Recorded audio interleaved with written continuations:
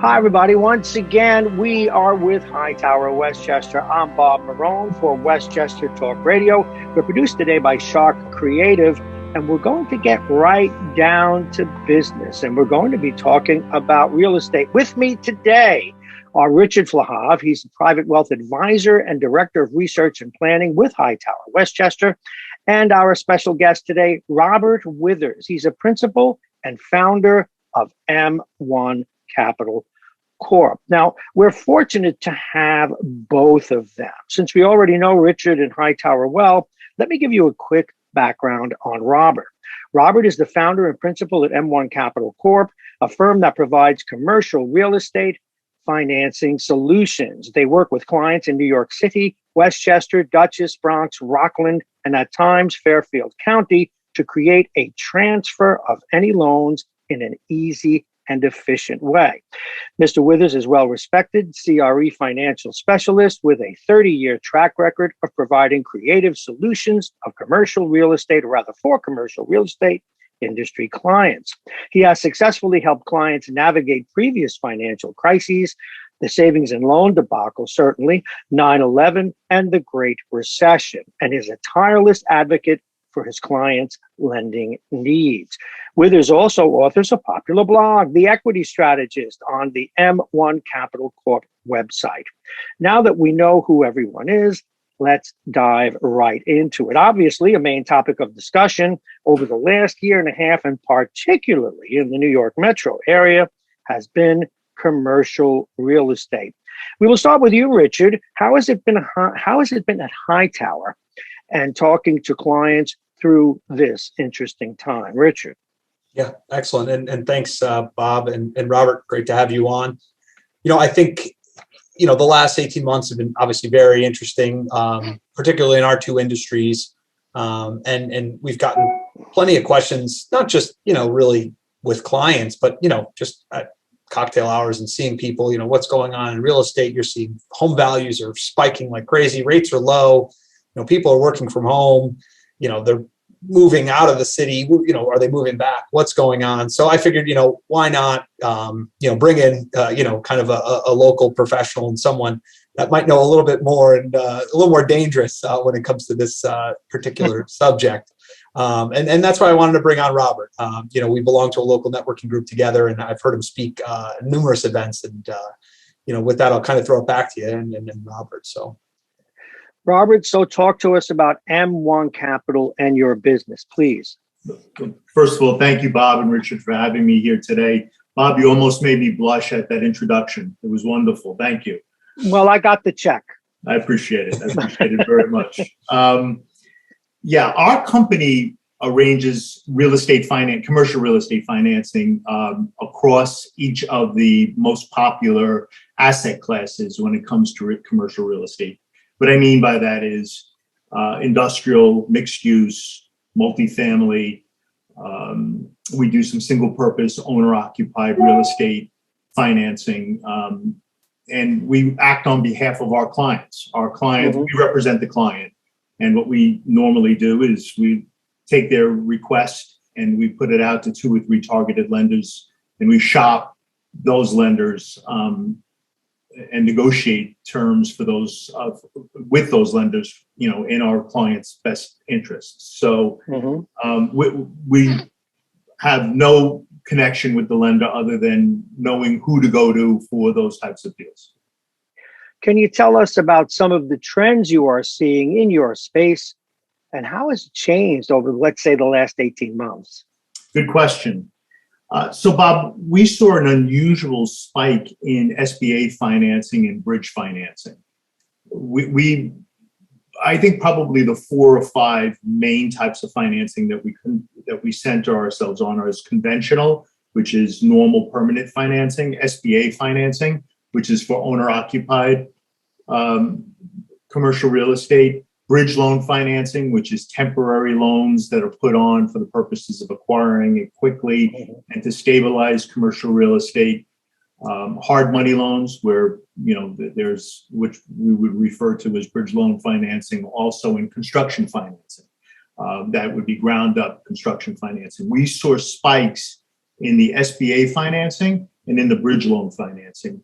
Bridge loan financing's pretty much because of the fact that there was a lot of destabilized commercial real estate. That is tenant loss, revenue from tenants, lease income, or blips in their payment in their payment frequency, or the fact that people were just purchasing this real estate. A lot of it went on the market because the tenancy didn't work any longer, and there were great opportunities for real estate investors to pounce on them. And then the second category would be the SBA financing, and that was strictly because of the I think the Rescue Act made it had given tremendous support to SBA financing, where they waived a lot of the fees on SBA financing, and they also gave 3 months free principal and interest payments to those people applying for those loans. So we saw a lot of people take advantage of that. Richard, from an investment perspective, what are you seeing in this market, in the real estate market? Sure. I mentioned it earlier too. I mean, it's had a pretty good run, not only, privately, but also, look at public REITs as well. It was a difficult sector, I think, to get your head around post pandemic, at the end of 2020, early 2021. But one thing we focused on was just being active and partnering with strong firms, much like M1 Capital and others. I mean, it's not just, people think of real estate, they think of the Blackstones of the world. And yes, Blackstone's great. We utilize them, but it's a combination of larger and mid-sized companies, as well as some niche folks who can really get it done, quicker. One thing that was really interesting, and Robert can probably attest to this as well, was just regardless of, the quality of the asset, whether it's Class A, Class C, we use the term in our business, like they threw the baby out with the bathwater, right? Everything was really affected by this. One thing we focused on was rent collection, right? And a lot of that comes down to the tenants themselves and who's in it, and having that due diligence upfront to know, hey, the folks that are in these types of buildings are good tenants. They're going to pay their rent, and the rent collections are going to be high. So that's something we focused on. And then there's just the obvious trends, right? E-commerce, self-storage, all these different sectors of the market that really took off as a result. And then, the folks that were over levered with bad balance sheets, they were the ones that took it on the chin. So, like I said before, partnering with quality managers who had those, loan to value ratios pretty low, and access to credit facilities, right? Being able to navigate this, efficiently. And there's honestly a lot of the private funds that we use were buying a lot of the folks that were over levered or really couldn't maneuver themselves out of this. So. Okay, let's turn more locally. We're looking at Westchester and the tri-state. Robert, what are you seeing? Light industrial is leading the way. I would say anything that's light industrial that would be either a target for somebody who's looking to convert it to something else, repurpose it for something else, or use it for themselves in regards to their own business, perhaps. Is leading the way without a doubt. We're seeing a lot of light industrial trade very briskly. Yeah. I'd say mixed use if it's priced properly, if it's going to be owner occupied when there's a single retail or two retail spots, especially if the tenancy of those retail spots are not, let's call restaurant. I mean, a restaurant right now, a small restaurant, where the questionable lease or how it's performed over the past 18 months would be suspect. But for the most part, I would say mixed use, light industrial, and obviously multifamily is always popular. Problem is that they're expensive right now. Anything that's priced is priced with a bit of a premium on it. And I think Richard will probably agree with that. We're seeing price where I would have thought more depressed or more destabilized assets going out there at lower price points. Cap rates on some of these properties are just absolutely off the chart. So, and Bob, Richard, can you comment? Yeah, I was just going to jump in. We always joke, just being so close to downtown White Plains, just what's going to happen to the Galleria, right? And what's going to happen to some of these places whose like anchor tenants are these I don't know, what do you like, Sears and Roebuck or something like that. Can you just touch on those and kind of what their outlook looks like? I mean, Yeah, that's a good question, Richard. We happen to have touched. We spoke with the developer on that project, actually, the owner of that mall, and it's prime. The Galleria is a very interesting case in itself. You have it anchored by two big box stores that are no longer in existence, or at least not selling their products in a more traditional way, and the structure itself is divided by a street. A street goes right through the middle of the Galleria. So it's a very difficult property to redevelop. But I think it's primed for a mixed use, either in one or two sections, either doing it on its own as one project or as two projects. But it's primed for mixed use. But the retail component of that would be a mix of office, maybe some sort of a hotel, depending on what the demographics look like for that. But mixed use, some sort of a housing component in it, whether or not it's high end or just middle of the ground housing or renters. Folks, you're listening to and watching Westchester Talk Radio. We are once again with our friends at Hightower Westchester with Richard Verhaaf, Private Wealth Advisor and Director of Research and Planning there, and Robert Withers, our special guest today. He's the principal and founder of M1 Capital Corp. And we continue. This is for Robert. Who is buying and getting funding for these properties? Owner-occupier, or are they for investment purposes? Both, Bob, I would say, but a resume is very important in today's market. Mm-hmm. This is not a market that you go out into without any experience. It's not for the faint of heart. First of all, you have to know what you're buying. A bank wants to hear the story. A lender wants to hear the story. What are you going to be doing with it? Are you going to, if you're going to be occupying it for your business, how does your business look? How is it? I don't want to say COVID proof, but how has it performed during COVID? What are your plans now that COVID is contained? We hope, and what does it look like going out? What is your projections like going out?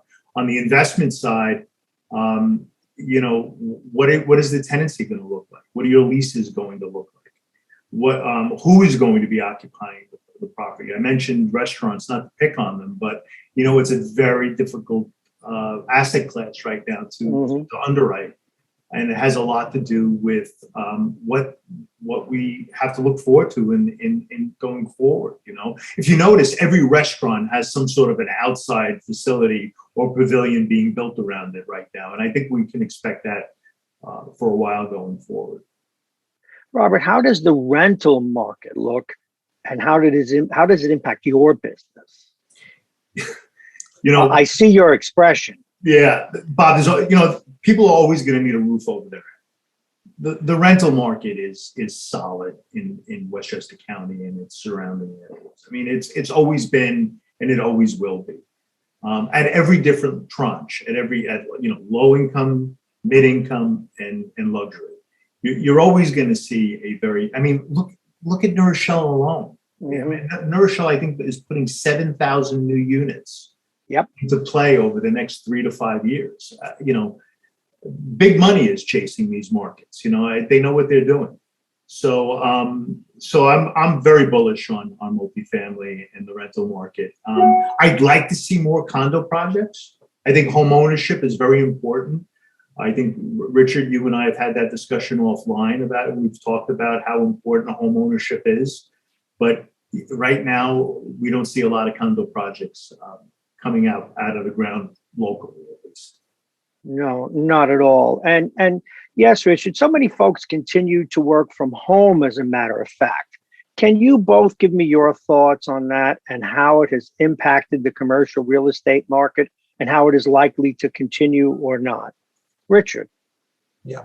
And I just to further the answer on the last question, I think, with rentals and building, I mean, you're just seeing, it's such an interesting market, right? I mean, you saw lumber prices just skyrocket. They've come back to earth, but it's like, everyone, obviously the baby boomer generation is getting older, but this millennial generation, just from a year standpoint is graduating college, right? They're having kids, they're wanting to move out of their parents' houses or rent or buy a place. So to Robert's point, I mean, just the demographic and just the sheer numbers really support a lot of what he said.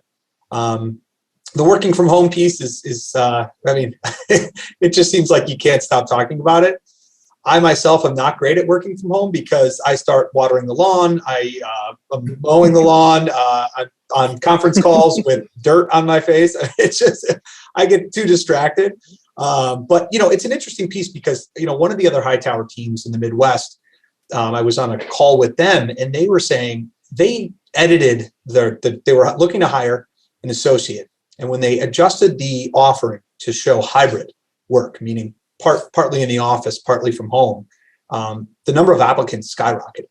And as you're seeing with wages kind of creeping up to help offset some of this inflation, the pendulum kind of has swung, I think, towards the individual looking to get hired, right? The unemployed, right? From a negotiation standpoint. So that's just, the working from home piece has kind of, I think, given this hybrid model a little bit of life. But to me, I mentioned before, I like being in the office, our business in particular, and I think it is very industry specific. And, Robert, we're in people business. We're in the people business, right? We meet people, we talk to people.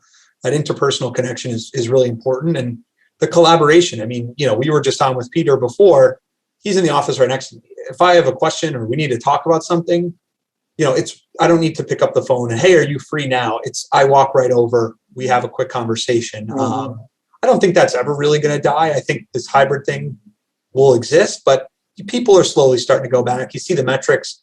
One of the research firms we use tracks a lot of this TSA travel and Google Maps. How many people are typing in addresses to go to work nowadays versus quarter on quarter, year on year, and it's going up. Not to the speed at which we would want it to, really, because of COVID, but it'll come back. I mean, you think about 9/11 and no one wanting to fly again or, be in New York. I mean, we're in a pretty resilient area. So, Robert, what say you?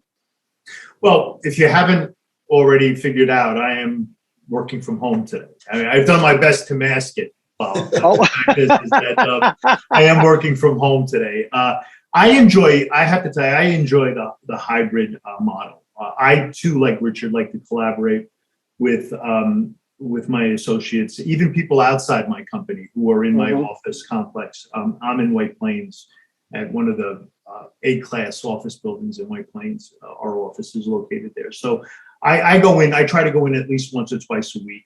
If it's not just to check in, get the mail, and feel like I'm back at the office again, or schedule an appointment with a client. But I do enjoy this. I have to say, I do enjoy this. I did read a very interesting, to Richard's point, I did read a very interesting article in the Times the other day, and that is more people in Richard's age group and even younger are excited about getting back to the office. They feel that they feel more productive and more part of something by going back to the office. Whereas, for instance, my daughter is, I'd say, right around Richard's age, and the fact is she doesn't want to have anything to do with going back to the office. Okay, she despises the thought of it. She's gotten so used to working from home. That's not going to happen. She's going back the first of the year, and I'm kind of glad to hear that it's a hybrid schedule. But I am hearing more and more people. The social aspect of it is extremely important. Working from home by yourself all the time. Let's face it. It's going to be strain. It's going to be a mental strain on you sooner or later. We need that interaction. We need to collaborate. Now, how do you think it'll affect the industry? I mean, office rents, et cetera. Do you see them holding steady and getting back to normal? Good question. Again, Bob, it's anybody's guess with Manhattan. I have absolutely no idea what they're going to do with most of Midtown Manhattan. I mean, I think that, from what I heard, some of these buildings are 10, 20% occupied. Everybody's rent is being paid, but they're just not back to work in these office spaces as much as they were. As far as Westchester is concerned, the smart money is on, most companies are leasing of space in the suburbs so that their employees have an option of working closer to home. Mhm. Doesn't seem so much the issue about the office, it's getting to the office. Sure. Mass transit, using That's true. trains, buses, subways. It's not so much being in the office, it's getting there. So It's the commute. it's the commute. And Yeah. a lot of larger companies are looking for smaller satellites in the suburbs so that there's a choice. And you know what? I think it's a smart choice. Before we wrap it, I need to throw my 2 cents in here. I am a legendary workaholic, and working from home does not, it works for whom I work for, but it doesn't work for me because I always like the separation. When I go to the office, I go all out. If I have to take something home, I take home what I absolutely need to and I work on it. But if I know there's work in my home office, you'll see emails from me at 1 a.m. I mean, so I think you guys are on the right track. Okay, we're nearing our time here together. Do you have closing thoughts? And I'd like to start with you, Robert. And it's been great to get to know you and listen to your insights, by the way. Thank you, Bob. Closing thoughts. First of all, I want to thank you both. Richard, thank you for the invitation. Bob, thanks for hosting this video cast today. I don't think our county, I'm going to use Westchester County and the surrounding areas, has ever been stronger when it comes to the CRE market. I think the fundamentals are there for great growth going forward. And more importantly, the repurposing of assets that don't work any longer. I think certain business models and certain types of real estate just don't operate. They don't work as they have been operated as in the past. And I think going forward, we're going to see the smart money, both on a large scale and on a smaller scale, look to those properties and repurpose them for growth in our county and in our surrounding areas. Well, thank you. And once again, what a pleasure to listen to what you have to say. Richard, your final thoughts, please. Yeah, I think what Robert said around, the tide went out and I think a lot of people got exposed, and stuff that was just zombie, like companies and projects, they're going to be, repurposed and will look, I think, a lot better for most of the area, if not a lot of the country. But I think when you look at it from an investment perspective, from our lens, I wouldn't say not much has changed because a lot has, but when you look at it from what our lenses are and how we stay true to our process, nothing has changed, right? We focus on the long term. Robert mentioned that, right? This is a blip in the radar. Things will get better. Stay diversified. And the emotional side of things, it's been an emotional 18 months. Don't let it get you down. I mean, we'll come back. Places like New York, like I said, we're resilient. Even though I'm a Chicago native, the city of broad shoulders, but I think there's some correlation there. But like I said before, partner with the right people, consult professionals like Robert, myself when it comes to the investment side of things. And, these are complex structures and purchases and process. You want to be aligned with the right people. So, Robert, thanks so much for coming on and giving us all your insight. And Bob, thanks again, as usual. Well, thank you both. Richard Filhav, he's the Private Wealth Advisor and Director of Research and Planning at Hightower, and Robert Withers, the Principal and Founder of M1 Capital Corp. Thank you both. I'm Bob Marone for Westchester Talk Radio. Hightower Westchester is a group of investment professionals registered with Hightower Securities LLC, member FINRA and SIPC, and with Hightower Advisors LLC, a registered investment advisor with the SEC. Securities are offered through Hightower Securities LLC. Advisory services are offered through Hightower Advisors LLC. This is not an offer to buy or sell securities. No investment process is free of risk, and there is no guarantee that the investment process or the investment opportunities referenced herein will be profitable. Past performance is not indicative of current or future performance and is not a guarantee. The investment opportunities referenced herein may not be suitable for all investors. All data and information referenced herein herein are from sources believed to be reliable. Any opinions, news, research, analyses, prices, or other information contained in this research is provided as a general market commentary. It does not constitute investment advice. Hightower Westchester and Hightower shall not in any way be liable for claims and make no expressed or implied representations or warranties as to the accuracy or completeness of the data and other information, or for statements or errors contained in or omissions from the obtained data and information referenced herein. The data and information are provided as of the date referenced. Such data and information are subject to change without notice. This podcast was created for informational purposes only. The opinions expressed are solely those of Hightower Westchester and do not represent those of Hightower Advisors LLC or any of its affiliates. Hightower Advisors do not provide tax or legal advice. This material was not intended or written to be used or presented to any entity as tax advice or tax information. Tax laws vary based on the client's individual circumstances and can change at any time without notice. Clients are urged to consult their tax or legal advisor before establishing a retirement plan.